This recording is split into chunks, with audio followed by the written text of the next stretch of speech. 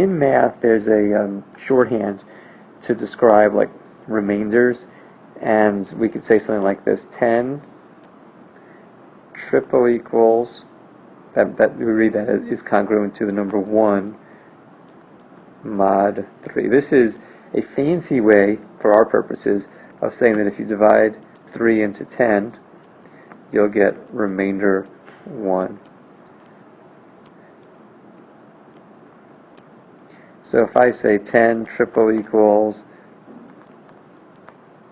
mod 4, the number here needs to be a 2, because 10 divided by 4 gives me remainder 2.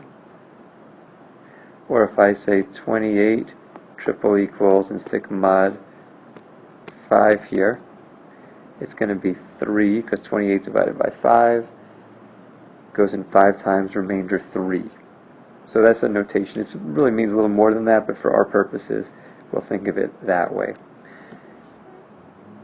If I ask a question like 5x triple equals 1 mod 7, I could test out different numbers like x equals 1, 5x equals 5, and that's not true. 5x divided by 7 does not give me remainder 1.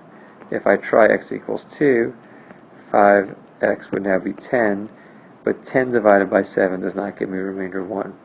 If I try x equals 3, 5x will be 15, and 15 divided by 7 does get me remainder 1, so the solution to this equation will be x equals 3. 5 times 3 is 15. 15 divided by 7 does get me remainder 1. So you can use trial and error if the question is, numbers are small enough. What if the questions are not, what if the numbers are not small?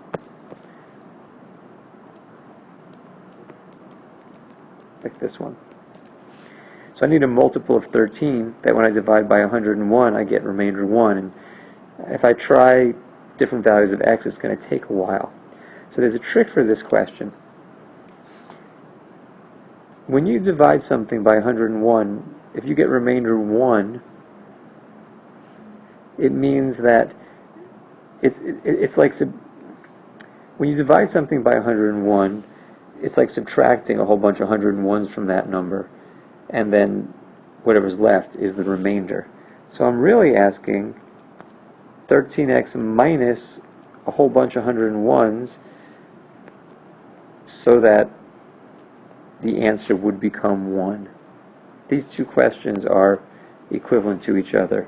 We want to have, x is greater than 0. But if I can answer the second question here, that would also answer the first question. It would give me more than I need because all I need is x. But these two questions are equivalent to each other.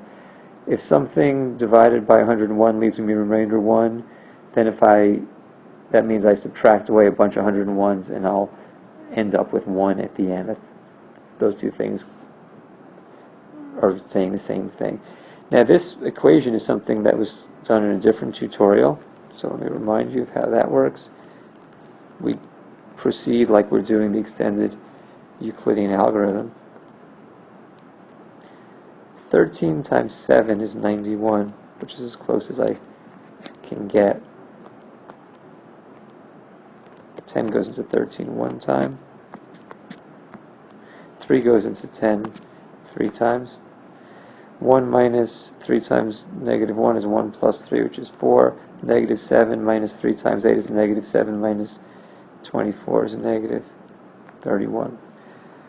This 101 was the y, and the 13 was the x. I really wanted x to be positive, so I'm going to add 101 to the 31 to get 70. And I'm done. The answer actually is x equals 70 to this question.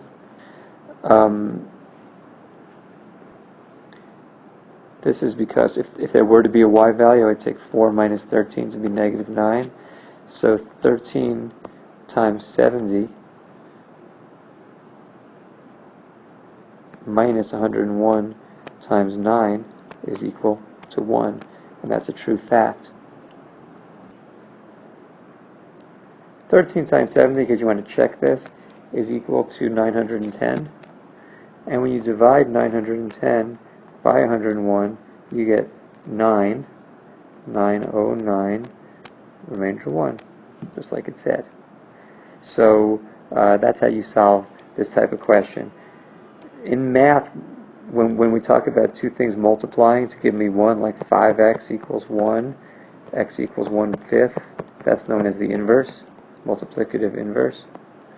Whereas for this one, 13x is congruent to 1 mod 101. That's also saying 13 times something equals 1. And the answer was 70. So we could say 70 is the inverse of 13 in this mod 101 world.